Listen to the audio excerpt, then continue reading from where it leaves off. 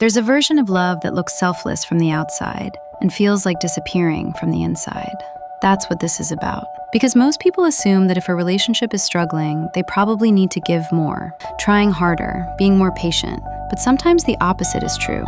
Sometimes the giving itself is the problem, because it'll cost you in the long run if it only ever goes one way. And the strange thing is, it usually starts with something that looks exactly like love. The first stage, when giving starts to cost you.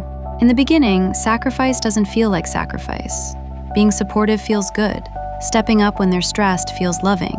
You tell yourself, this is what relationships are. Sometimes one person needs more, and sometimes love means carrying a little extra for a while. And that's true. In healthy relationships, there are seasons where one person gives more, where the other is exhausted or struggling and needs carrying for a while. The difference is that even then, they still feel loved while they're doing it. The effort is appreciated and acknowledged, and both people know it. But at some point, something shifts. You're still doing the listening, still making the effort, still letting things go. Before you know it, plans revolve around them. The hard conversations only happen when you bring them up, and every difficult emotion becomes yours to manage. Meanwhile, your own disappointment gets swallowed before it ever reaches the surface, because bringing it up feels pointless. So instead, you become easier to be with, easier to rely on, and unfortunately, easier to take for granted. This is where most people get it wrong. You think you feel lonely because you need too much, or because you're too sensitive. You might think that you're asking for more than anyone could give, but that's not what's happening here. Loneliness in a relationship rarely comes from wanting too much. More often, it comes from living on too little for far too long. Less care than you need, less attention, or less reassurance. Nothing bad enough to leave over, or nothing painful enough to point to. Just enough absence to make you slowly disappear.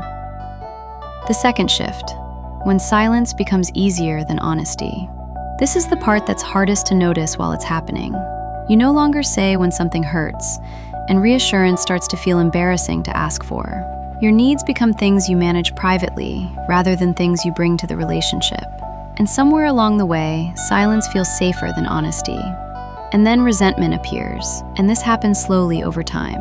A sigh when they ask for something, a flash of anger over something small, or a bitterness when they say they had no idea you were struggling. Because part of you wants to say, how could you not know? Here's the thing most people miss about resentment. It's not about what you're actually doing. It's the fact you're doing it alone. Being strong isn't the problem. The problem is discovering that you haven't felt held in a very long time. The third shift, when you're there, but you're gone. And this is where it gets quietly devastating. You stop expecting to be looked after or understood, and stop expecting someone to notice that you're tired. The relationship becomes a thing you keep running, out of habit and out of hope, and not knowing what else to do. And then one day, you find yourself wondering why you feel so empty despite doing everything right. The answer is that love was never supposed to cost you your whole self. No one should have to become smaller in order to keep a relationship going. And no one should have to stay endlessly understanding just to deserve care. You shouldn't have to work this hard to avoid feeling alone. Healthy love does ask for sacrifice. Life gets hard, and people struggle.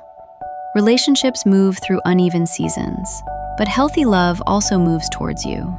It notices and responds, and it makes room for your inner world too. Even during the hardest periods, there's still a sense that both people are carrying the weight together. So if this feels familiar, the question isn't whether you're asking for too much. The real question is whether you've become so used to surviving on so little that you've forgotten what enough actually feels like. Because enough isn't perfection. Enough is feeling considered and emotionally safe. Enough is knowing that when you're struggling, the relationship stretches to make room for you too. And if there's no room for you anymore, that's not a sign that you're difficult to love. It may simply be a sign that you've been trying to survive inside a relationship that stopped meeting you halfway. The truth is, you're not hard to love, and you're not failing because you're tired. You're not asking for too much. What if you're just asking the wrong person?